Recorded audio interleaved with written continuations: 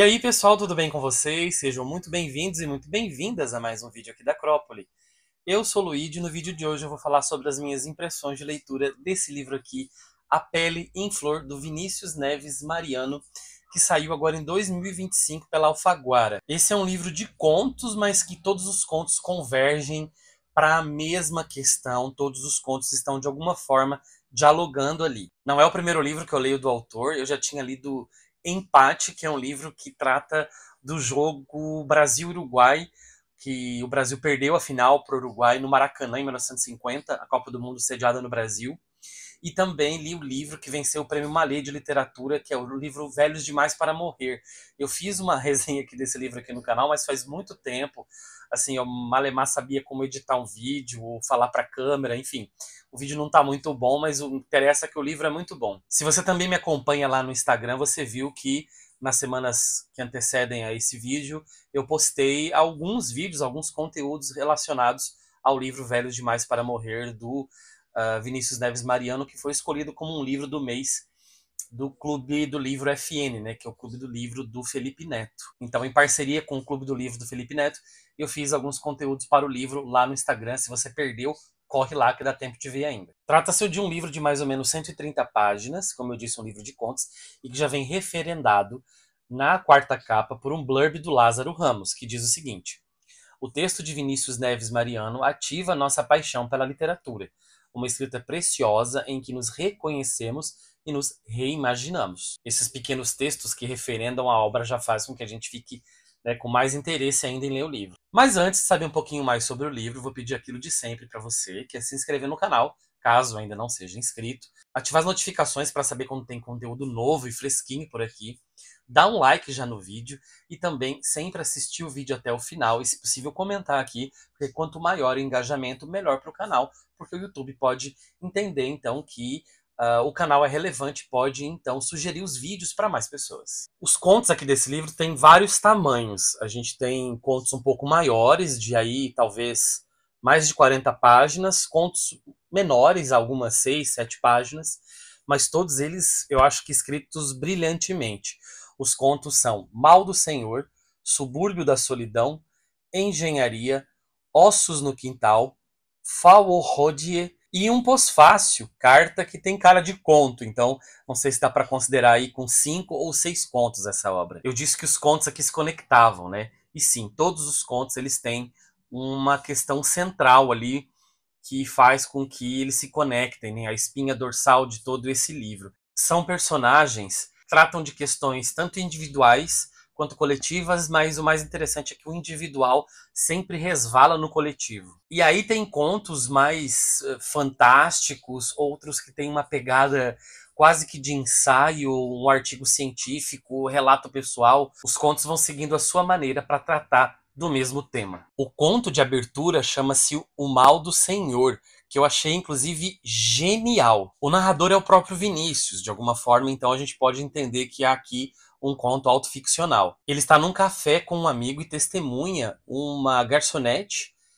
negra que é humilhada por uma cliente por ter errado um pedido. E esse amigo dele explica para ele que aquela reação daquela pessoa branca foi uma reação de uma doença chamada Mal do Senhor. Que seria basicamente uma pessoa que até é gentil, é uma pessoa educada, é uma pessoa, enfim, que não é considerada uma pessoa maléfica, né, como a gente às vezes vê de um vilão ou de personagens mais, sei lá, fascistas ou escravocratas ao longo da história, mas que em certo momento se sente desrespeitada e reage colocando no lugar essa pessoa negra, ou seja, que qualquer pessoa branca poderia ser contaminada com essa doença. E é muito interessante porque ele pega uma coisa da realidade e vai construindo isso de uma maneira genial, né? Esse personagem, Vinícius, ele fica obcecado por essa ideia e ele vai atrás de bibliografia para tentar descobrir o que é aquilo. Então, o livro, o conto, ele é um misto de investigação, um misto de, sei lá, revisitação histórica e de busca de bibliografia e de base para sustentar essa teoria. E eu paro por aqui nesse conto, gente, para não dar mais spoilers, mas assim, olha, é um conto ótimo. O segundo conto do livro se chama Subúrbio da Solidão e é o menorzinho da obra toda, deve ter umas 6 ou 7 páginas. E esse conto, ele é um pouco meio que fantástico, porque o menino que narra a história, que é protagonista, ele e a mãe dele, eles acordam de manhã, então a rotina deles é eles irem para ver o nascer do sol, e nesse nascer do sol, as pessoas ficam expostas olhando esse nascer do sol, e muitas pessoas desaparecem. A rotina é essa, as pessoas têm que ir para lá, e elas nunca sabem se elas vão desvanecer no ar, ou se elas vão ser poupadas por uma coisa misteriosa, sei lá o que, é Deus, é o céu, é o sol, é qualquer outra coisa, e eles voltam, então, né, para a rotina deles. Quem desapareceu, desapareceu. Quem não desapareceu, volta para a rotina. E vão trabalhar, vão estudar, vão continuar o dia deles. Eles dormem e no dia seguinte esse processo se repete. Eu achei sensacional essa metáfora que o autor constrói aqui, porque é aquela coisa do desaparecimento mesmo, né? Dessas pessoas que morrem. Não é um desaparecimento metafórico, aqui no livro é, mas ele está tratando de uma outra coisa, né? Tem uma camada muito grande aqui. Essas pessoas que saem de casa pela manhã e que não voltam ao final do dia porque são mortas, porque são injustamente presas. Ou seja, na minha leitura aqui, é quase que como se fosse um sistema que desaparece com essas pessoas todos os dias. Então também é um conto muito tocante. O terceiro conto se chama Engenharia, e se trata de um rapaz que se formou em engenharia no interior, ele tem um relacionamento e ele acaba trabalhando numa área específica que não era a área de interesse inicial dele, mas ele se encontra bem nessa área, e a namorada dele ganha uma promoção para ir para uma cidade grande, para ir para São Paulo, e ela quer que ele vá, só que para ir com ela ele precisa abdicar do trabalho dele e procurar, então, um trabalho novo. E eles que são namorados e moram em casas diferentes acabam tendo que morar daí juntos. Eles assumem oficialmente uma relação aí de morar junto. Mas as coisas não acontecem da maneira como eles imaginavam, né? Eu não vou dar tantos spoilers aqui, vou dar só uma coisa que já é quase que uma coisa anunciada, né? O relacionamento não dá certo e ele precisa se reconstruir de alguma maneira. E o título do livro é muito interessante, é Engenharia nessa questão das estruturas, né? Da estrutura de um relacionamento, da estrutura de um emprego, da própria vida e de uma estrutura enquanto sistema. Porque depois de um outro emprego que ele consegue, ele vai entender, então, como ele se vê no mundo, mas como ele se vê no mundo a partir também de um coletivo. E é uma autodescoberta importantíssima para ele. Por isso que eu falo que os contos eles giram a partir de dramas pessoais, mas são dramas pessoais que estão totalmente condicionadas à questão coletiva. O conto 5 se chama Faurodie. Eu não sei se é assim que pronuncia, mas é um termo que existe. E o livro, o conto, perdão, é muito interessante porque é um personagem que parece ter ali uma certa consciência étnica, consciência de classe, essa consciência de grupos minorizados. A sua irmã que trabalha numa cafeteria já nem tanto, mas parece que nessa cafeteria, a panificadora, eu não vou lembrar bem agora, descobre-se lá embaixo uma coisa que é um segredo que vai revelar muitas coisas sobre o passado dessas pessoas. E a irmã quer proteger aquilo porque parece que vão derrubar tudo aquilo para aumentar a cafeteria, enfim. E se trata então mesmo de um Aleph borgiano, assim, pelo menos de inspiração borgiana, né? Esses contos do Borges aí que trazem esses segredos enigmáticos, a descoberta de coisas secretas, de sociedades ou de verdades que podem transformar a vida humana, etc, né? E a gente vai entender, né, porque esse Farrood ele fica escondido no subsolo de uma construção histórica, numa cidade histórica que cresceu, como eu posso dizer assim, à base de muito sangue de pessoas escravizadas. Então, uma conexão ali é incrível, como o Vinícius faz, e assim, me deixou embasbacado. E esse pós-fácil carta é, então, o próprio Vinícius também. Então, aqui ele assume novamente, ele coloca, né, o nome do personagem como, né, sendo o seu próprio nome, né, o nome do autor, então, reverberando no personagem, e ele escrevendo uma carta para uma pessoa chamada Genesi, e falando, inclusive, do próprio livro. Então, também tem uma questão também aqui metaficcional, né?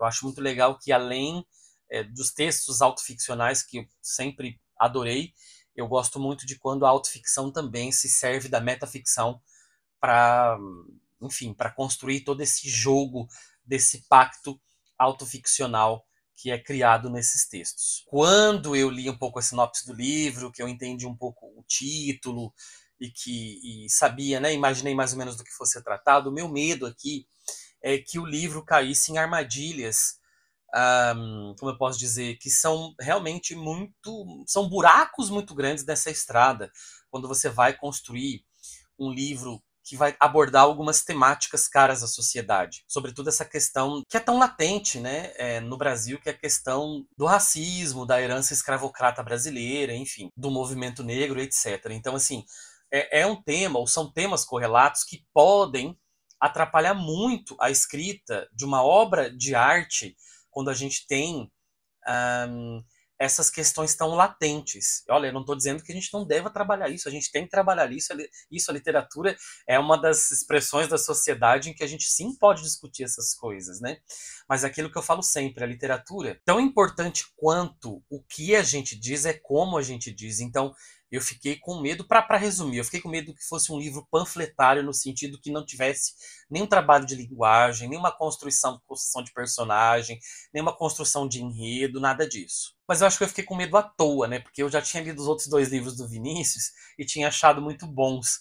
E assim, e o livro é muito bom, o livro escapa muito disso, ele traz isso de maneira um pouco evidente em alguns momentos e embaixo de muitas outras camadas em outros momentos. Ou seja, é um livro artisticamente muito bem construído, muito literário, com tema ou temas que são construídos de maneira indireta, mais direta ou mais indireta, mas sem esquecer o principal da literatura, que é o trabalho com a linguagem. Então eu recomendo fortemente, gente, A Pele em Flor. Eu não dei muito mais detalhes dos contos, porque acredito que vai estragar a experiência de leitura. Eu acho a escrita do Vinícius muito fluida, muito boa.